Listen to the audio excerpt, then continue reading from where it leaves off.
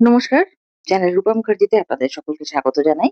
কেন্দ্রীয় সরকারি কর্মচারী ও পেনশনভোগীদের জন্য সামনে এসেছে একটি গুরুত্বপূর্ণ আপডেট। ৮ম বেতন কমিশনের স্টেক হোল্ডার বৈঠক অনুষ্ঠিত হয়েছে কলকাতায়।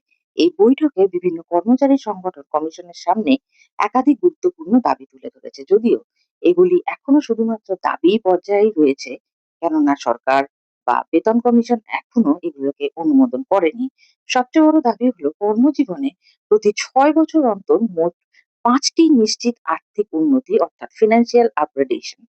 কর্মচারী সংগঠনগুলির মতে অনেক কর্মী দীর্ঘদিন পদোন্নতি না পাওয়ায় আর্থিকভাবে পিছিয়ে পড়েন। তাই পদোন্নতির উপর নির্ভর না করে নির্দিষ্ট সময় অন্তর আর্থিক উন্নতি নিশ্চিত করার দাবি জানানো হয়েছে।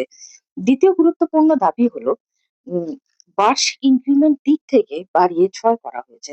কর্মচারীদের যুক্তি, বর্তমান মূল্যবৃদ্ধি ও জীবনযাত্রার ব্যয় বিবেচনায় ৩% ইনক্রিমেন্ট যথেষ্ট নয়। তাই ইনক্রিমেন্ট দ্বিগুণ করার প্রস্তাব রাখা হয়েছে। তৃতীয় দাবি বিভিন্ন ভাতা বৃদ্ধি নিয়ে।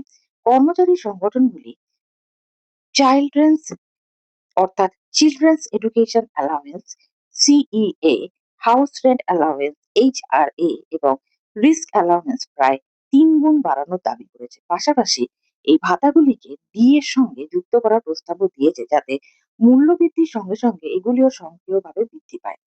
চতুর্থ বড় দাবি লিভ এনক্যাশমেন্ট নিয়ে। বর্তমানে ৫০০ দিনের ছুটি নগদায়নের সুযোগ রয়েছে। কর্মচারীরা সেটিকে বাড়িয়ে ৬০০ দিন করার প্রস্তাব দিয়েছেন।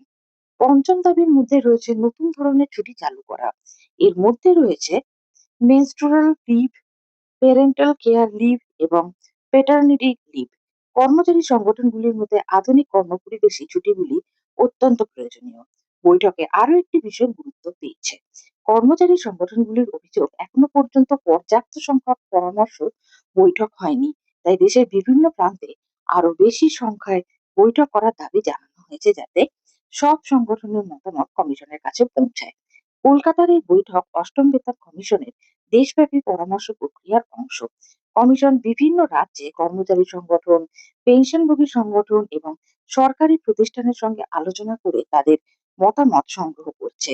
এই সমস্ত মতামতের ভিত্তিতেই ভবিষ্যতে কমিশন সরকারের কাছে সুপারিশ জমা দেবে।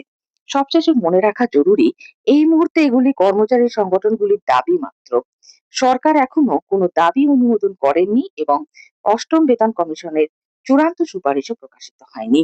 তাই ভবিষ্যতে সিদ্ধান্ত পরিবর্তিত হতেই পারে।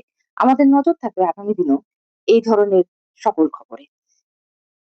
এই ধরনের সকল খবরের আপডেট পেতে আমাদের চ্যানেলটি সাবস্ক্রাইব করে রাখবেন। আর ভিডিওটি ভালো লাগলে অবশ্যই লাইক, শেয়ার, কমেন্টস করবেন। সকলে ভালো থাকুন। ধন্যবাদ। নমস্কার।